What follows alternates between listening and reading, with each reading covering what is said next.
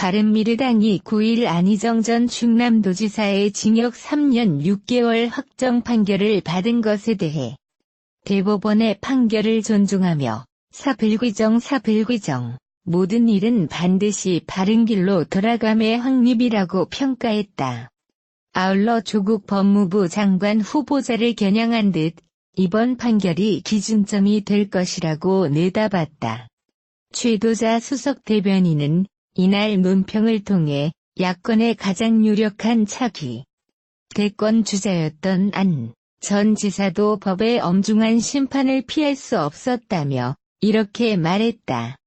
최 수석 대변인은 살아있는 권력이 아무리 발버둥 치더라도 진과 정의마저 왜곡할 수 없다는 의미에서 이번 판결은 우리 사회의 중요한 기준점이 될 것이라고 강조했다. 이어 법원의 결정에 경의를 표한다며 법원은 앞으로도 살아있는 권력을 심판해야 하는데 주저해서는 안 된다. 당연한 말이지만 법원은 오직 법과 원칙에 따른 판결로 우리 사회의 정의를 지켜야 한다고 촉구했다. 또 바른미래당은 살아있는 권력이 법과 정의마저 훼손하지 못하도록 국민과 함께 싸워나갈 것이라고 덧붙였다.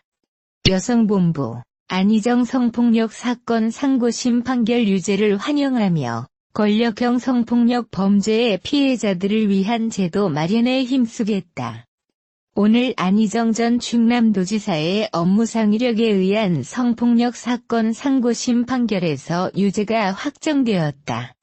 오늘의 결과를 만들어내기 위해 지난한 시간을 견뎌내며 무수한 순간들을 쌓아온 피해자 안희정 성폭력 사건 공동대책위원회 분들에게 감사의 박수를 전한다. 2018년 3월 수사 과정부터 오늘 최종 대법원 선고에 이르기까지 피해자는 성폭력에 대한 가부장적 통념을 바탕으로 한 숱한 질문들을 받아왔다. 그러나 오늘의 판결은 피해자다움에 갇혔던 성폭력 판단 기준이 잘못되었음을 질문의 방향이 바뀌어야 함을 보여주었다. 위력 앞에 피고인의 진술 신빙성이 성폭력의 중요한 판단 기준이어야 한다는 것이다.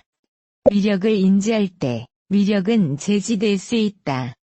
이를 위해 우리는 업무상 위력이라는 것이 현실에서 공기처럼 작동한다는 사실을 인지해야 한다. 그래야만 피해자가 외로이 견뎌야만 하는, 감당해야만 하는 지금의 사회를 변화시킬 수 있기 때문이다. 수많은 보통의 김지은들이 일궈낸 오늘의 승리 앞에 정의당은 판결 이후의 과제를 무겁게 받아 안고자 한다. 용기 낸 피해자들이 평범한 일상을 보낼 수 있도록 안전한 환경을 보장할 수 있는지 살필 것이다. 또한 자신의 피해를 말하지 못했던, 말할 수 없었던 수많은 권력형 성폭력 범죄의 피해자들을 위한 제도 마련에 힘쓸 것을 약속드린다. 1심에서 무죄를 선고받았던 안희정 전 충남지사에 대해 대법원은 징역 3년 6개월의 원심 판결을 최종 확정했습니다. 이재명 지사 역시 1심 무죄에서 2심 당선 무효형으로 운명이 뒤바뀐 상태로 여권 내 유력 잠룡들의 순환시대라는 분석입니다. 보도의 설석용 기자입니다. 리포트 안희정 전 충남지사가 결국 3년 6개월의 실형을 선고받았습니다. 1심에서 무죄를 선고받았던 안 전 지사는 2심에서 법정 구속돼 3년 6개월을 선고받았고 대법원이 원심 판결을 최종 확정했습니다. 안 전 지사의 1심 재판부는 강제추행 등 10가지 범죄 사실을 모두 무죄로 판단했지만 2심 재판부는 10개 중 9개를 유죄로 판결했고 대법원은 이를 인용했습니다. 이로써 안 전 지사는 문재인 정부 출범 이후 재판을 받아온 유력 대권 잠룡군 중 처음으로 징역을 살게 됐습니다. 당선 무효 위기에 직면한 이재명 지사도 벼랑 끝에 놓였습니다. 이 지사는 4가지 혐의 모두 1심에서 무죄를 선고받았지만 지난 6일 2심 재판부는 친형 강제 입원과 관련해 공직선거법 위반 혐의는 유죄로 판결했습니다. 형량도 2심에서 검사가 구형한 200만 원보다 100만 원 더 많은 벌금 300만 원을 선고했습니다. 이 지사는 마지막 상고심을 남겨두고는 있지만 1심 무죄를 선고받고도 운명이 바뀐 안 전 지사의 사례를 보면 불안하긴 마찬가지입니다. 한편 김경수 경남지사 역시 1심 유죄를 선고받고 2심을 앞두고 있는 만큼 형편은 녹록치 않습니다. 여권 내 유력 잠룡으로 분류됐던 안 전 지사의 몰락으로 이재명, 김경수 지사의 정치적 운명도 낙관할 수만은 없다는 분석이 나오고 있습니다.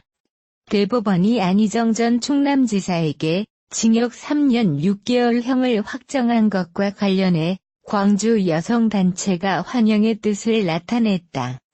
안희정 성폭력 사건 공동대책위원회는 9일 오전 광주지방법원 앞에서 기자회견을 열고 비정규직 여성 노동자가 막강한 권한을 가진 사용자를 상대로 법과 정의의 기대 싸워 이길 수 있음을 보여준 사건이라고 평가했다.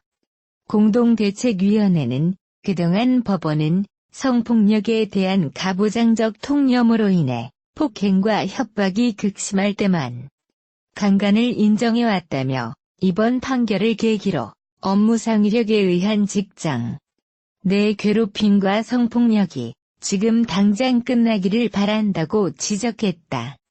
이어 이제는 가해자는 감옥으로 피해자는 일상으로라는 구호를 생활 속에서 실현해 나갈 것이라고 덧붙였다. 안희정, 피해 진술만으로 유죄 확정 성인지 감수성 법리 적용 9일 안희정 전 충남지사가 성범죄 피해자와 피해 사실을 전해들은 제3자로부터 확보한 진술만으로 유죄가 확정된 것은 대법원의 확고한 법리로 자리 잡은 성인지 감수성 원칙 때문으로 평가된다. 성인지 감수성 원칙은 성문제 관련 소송을 다루는 법원은 양성평등의 시각으로 사안을 보는 감수성을 잃지 말고 심리해야 한다는 취지다.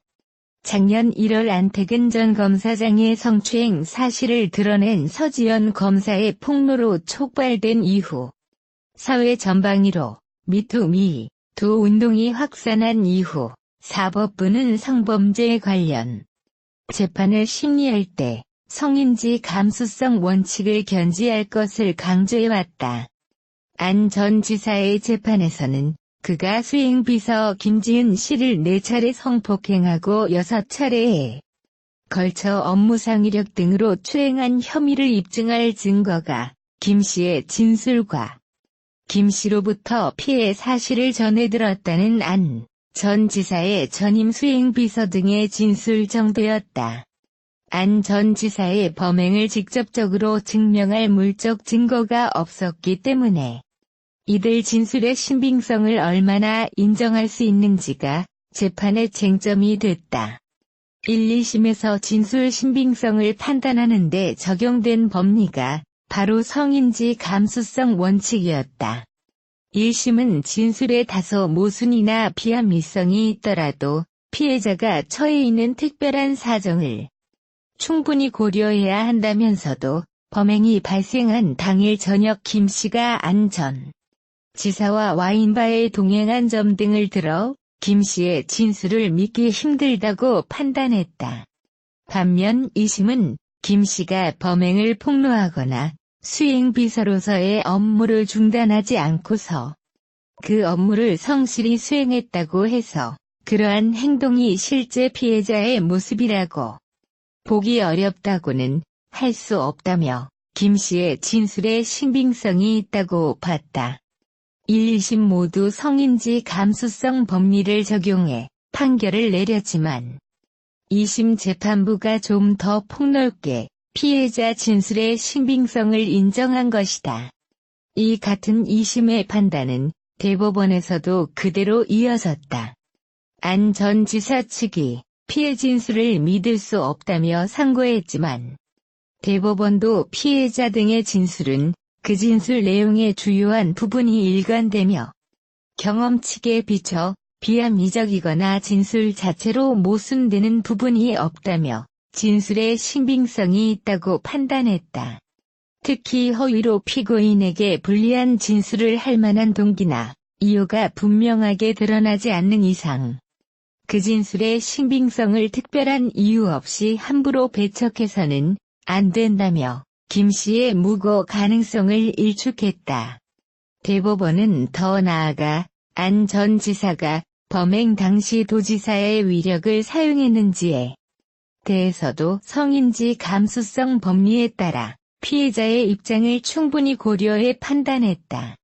대법원은 피고인의 지위나 권세는 피해자의 자유의사를 제압하기에 충분한 무형적 세력에 해당한다며 간음행위 또는 추행행위에 이르게 된 경위, 간음행위 또는 추행행위 직전, 직후 피고인과 피해자의 태도 등을 종합해 보면 피고인은 업무상 이력으로서 피해자를 간음 또는 추행하였다고 봄이 타당하다고 판단했다.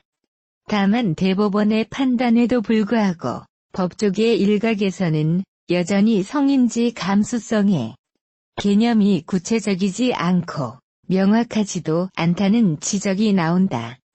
앞서 안 전 지사의 1, 2심 재판부 모두 성인지 감수성을 적용해 판단을 내리는 과정을 거쳤는데도 성범죄 피해자로서의 김 씨 행동을 두고는 현저한 입장차를 보인 점은 성인지 감수성 개념의 추상성 때문이라는 것이다.